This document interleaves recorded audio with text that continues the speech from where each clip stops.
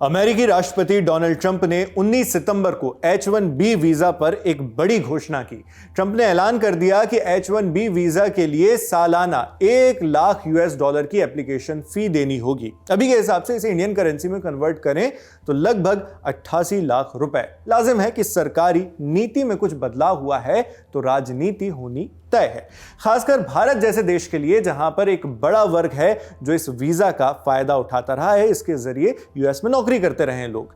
राजनीतिक रिएक्शंस पर जाने से पहले शॉर्ट में यह समझना जरूरी है कि H-1B वीजा है क्या और इस बदले हुए अमेरिकी नियम से नुकसान क्या होगा। तुरंत में बनी सिचुएशन ये रही कि H-1B वीजा होल्डर्स या उनके परिवार के लोग जो ऐलान के वक्त अमेरिका से बाहर काम या छुट्टियों पर थे, उन्हें इस डेडलाइन से पहले अमेरिका लौटने को सख्ती से कहा गया, वरना 21 सितंबर रात 12:01 से यह नया नियम लागू होते ही और नए H-1B वीजा प्रोक्लेमेशन के चलते वो लोग यूनाइटेड स्टेट्स ऑफ अमेरिका में एंट्री लेने से रोके जा सकते हैं और फंस भी सकते हैं। ये उनसे उनके एम्प्लॉयर्स ने कह दिया। भारतीय कर्मचारियों के लिए यह चिंताजनक बात इसलिए है क्योंकि H-1B वीजा के लगभग 71% होल्डर्स भारतीय हैं, अमेरिका में अपनी रोजी रोटी कमा रहे हैं। मनी कंट्रोल की एक रिपोर्ट के मुताबिक 2024 में यह आंकड़ा तकरीबन 4 लाख इंडियन वर्कर्स का था। यानी खुद को भारत और प्रधानमंत्री नरेंद्र मोदी का गहरा दोस्त बताने वाले डोनाल्ड ट्रंप की इस योजना से सबसे ज्यादा इंडियन वर्कर्स ही नुकसान झेलने वाले हैं। इससे पहले कि ये दलीलें दी जाएं कि ठीक है अपने देश भारत में ही आकर कमा लीजिए, क्या जरूरत है अमेरिका जाने की, यहीं काम कीजिए और ये तो यूएस का हक है कि वो अपने लोगों के बारे में सोचे।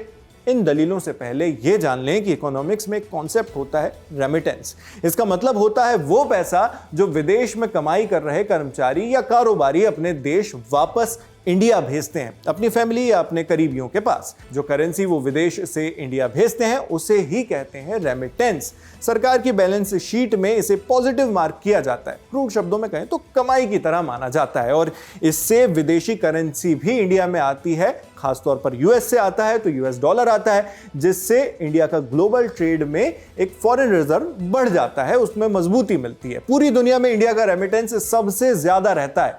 वर्ल्ड बैंक की एक रिपोर्ट के मुताबिक 2024 में इंडिया का कुल रेमिटेंस 14.3% था, पूरी दुनिया में सबसे ज्यादा। इसे और बेहतर तरीके से समझने के लिए आंकड़ा सुनिए। दुनिया से कमाकर इंडिया के लोगों ने वापस अपने देश कुल $129 बिलियन भेजे। दुनिया में सबसे ज्यादा भारत के बाद जो देश दूसरे नंबर पे है वो है मैक्सिको, और मैक्सिको का रेमिटेंस कितना है?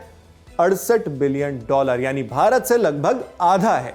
जो सेकंड आया है उसे टॉपर से आधे मार्क्स मिले, मगर अब टॉपर के लिए इम्तिहान डिफिकल्ट कर दिया गया है। विदेश में कमा करके काम करके भारत को पैसा भेज रहे एनआरआई वर्कर्स अब H-1B वीजा के लिए परेशान होते नजर आ सकते हैं।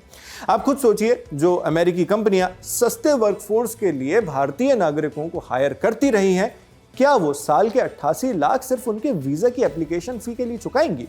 माइक्रोसॉफ्ट ने तो अभी से H-1B वीजा वाले कर्मचारियों के लिए फरमान जारी कर दिया है कि वो अगर अमेरिका से कहीं बाहर हैं तो तुरंत लौट आए 21 सितंबर की तय डेडलाइन से पहले, और अगर कहीं बाहर जाने का प्लान बना रहे हैं तो उसे तुरंत कैंसिल कर दें। बिजनेस टुडे की एक रिपोर्ट के मुताबिक माइक्रोसॉफ्ट ने यह तय कर लिया है कि वो $1 लाख यानी 88 लाख रुपए की भारी H-1B वीजा एप्लीकेशन फी सिर्फ और सिर्फ बेहद जरूरी कर्मचारी या फिर हाई लेवल की पोजीशन पर बैठे ऑफिस होल्डर्स के लिए ही चुकाएगी। आम कर्मचारियों के लिए कंपनीज इतनी कीमत अदा करने को तैयार नहीं है। इससे पहले H-1B वीजा की फीस $2,000 से $5,000 के बीच होती थी। वीजा 3 साल के लिए वैलिड होता था, जिसे आगे 3 साल के लिए रिन्यू भी कराया जा सकता था। मगर 21 सितंबर से नया नियम लागू होते ही जो काम $2-3 हज़ार में हो जाता था उसके लिए $1 लाख देने होंगे।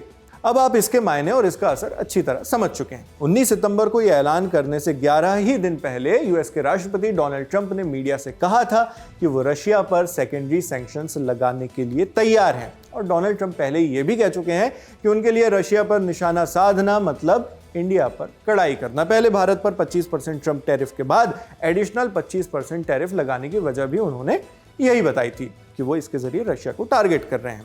ऐलान के कुछ ही घंटों बाद भारत ने इसे लेकर चिंता जताई। 20 सितंबर को भारत सरकार ने कहा कि इससे इस कदम से ह्यूमैनिटेरियन कॉन्सिक्वेंसेस यानी मानवीय असर हो सकते हैं, क्योंकि इससे कई परिवारों की जिंदगी अचानक अस्त व्यस्त हो जाएगी।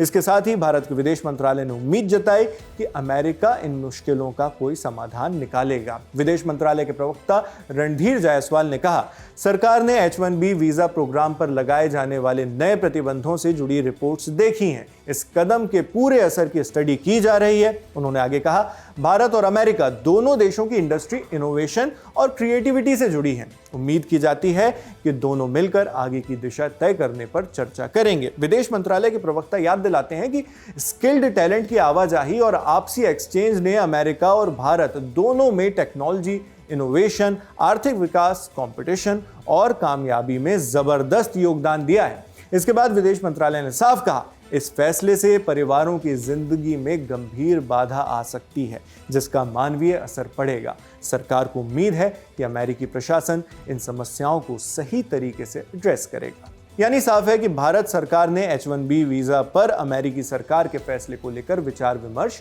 शुरू कर दिया। हो सकता है कि आने वाले वक्त में पॉलिसी फॉर्म में कोई प्रतिक्रिया सरकार की ओर से इस पर आ जाए, मगर उससे पहले विपक्ष की ओर से प्रतिक्रिया जरूर आनी शुरू हो चुकी है।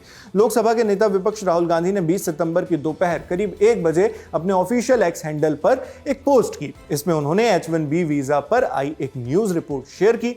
साथ में लिखा, I repeat, India has a weak PM, यानी उन्होंने प्रधानमंत्री नरेंद्र मोदी पर निशाना साधते हुए कहा, मैं दोहराता हूं कि इंडिया के प्रधानमंत्री कमजोर हैं।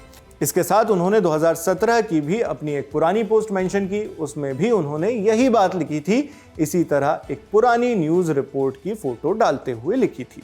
वो रिपोर्ट भी H-1B वीजा पर ही थी। तब भी यूएस के प्रेसिडेंट डोनाल्ड ट्रंप ही थे और भारत के प्रधानमंत्री नरेंद्र मोदी। अब इकोनॉमिक्स एक्सपर्ट्स, NRI एम्प्लॉइज और उन पर आर्थिक रूप से निर्भर उनके परिवारों की निगाहें भारत सरकार पर टिकी हुई हैं। आंखों में सवाल है कि इस समस्या का निपटारा सरकार कब और कैसे करेगी। उम्मीद है इन सवालों को जल्दी उनके जवाब मिल जाएंगे। जवाब आते ही हम भी आपके सामने उसकी खबर जरूर पहुंचाएंगे। मैं हूं शेख नावेद, देखते रहिए दी लंदन टॉक।